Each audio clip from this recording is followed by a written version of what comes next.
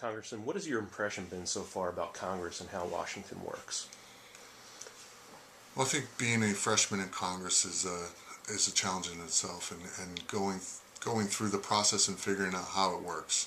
It is. I feel the frustration that all of you feel, and there are challenges there. But as we weed through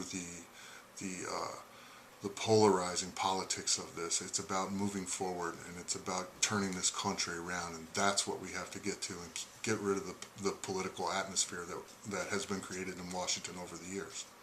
Well, you ran with a message of restoring citizen legislature that our forefathers had envisioned. How has your voice in D.C. reflected the message and being a common sense advocate, specifically for the people of the 3rd District?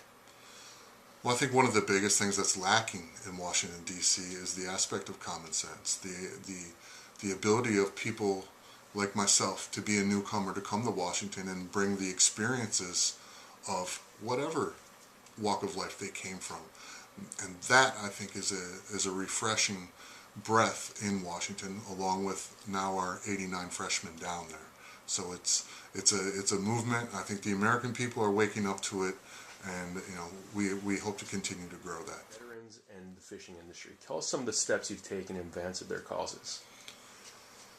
Well, number one, being chairman of the Disability Assistance and Memorial Subcommittee and Veterans Affairs, it was an honor to get in and take that position.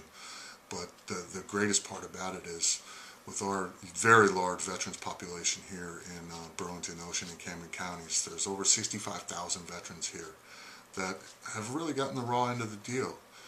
They sacrificed their lives to go out and defend this country for the freedoms we have, and it's truly my honor to go out and work with them any way we can, whether it is to help them through the VA claims process. We've passed a few pieces of legislation doing that, and also giving them the recognition they need. A vet is a vet, whether you're in the National Guard, the reserves, or active duty. So to give them the honor and the respect that they deserve. Along with the fishing. The fishing industry here in New Jersey is a multi-billion-dollar industry. And through regulation, the regulation in our economy are really choking that off. And we have to be very careful, not only in the fishing industry, but in the economy in general, not to force people out. And I've been a very, very staunch advocate on behalf of the fishermen here in New Jersey, because it is one of the very last large ports that we have on the Eastern Seaboard. You mentioned the polarizing view that the citizens have of D.C. and what are you hearing from residents on your performance as a freshman, that of Congress, and perhaps that of the administration? Well, the polarizing aspect of Washington right now is the rhetoric you hear in the news media every day, the negatives on both sides of the aisle. The work that gets done is somewhere in the middle, and that's not ever what gets out there, but that is the avenue that we have to go down to get policy done.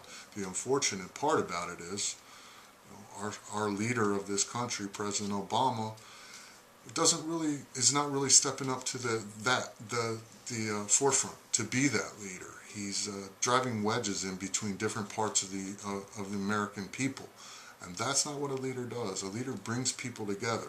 He has the ability to do it, but has chose politics over turning this country around. Is that one thing you can say about your campaign and obviously your time in office, is that as opposed to maybe some people, be it the administration or other of your colleagues, you truly do try to legislate with a sense of what's right and what's fair policy-wise and not politically? Dealing with the politics of Washington is probably one of the most frustrating things you can deal with, because you'll see a really good piece of policy, but the politics of it rips it apart and changes it and manipulates it, and that's the unfortunate part. And I think as the last election in 2010 really spoke, the American people are sick and tired of it, and they want people there that are going to help turn this country around and set us on the right direction and stop playing politics and get to work. Thank you, Congressman.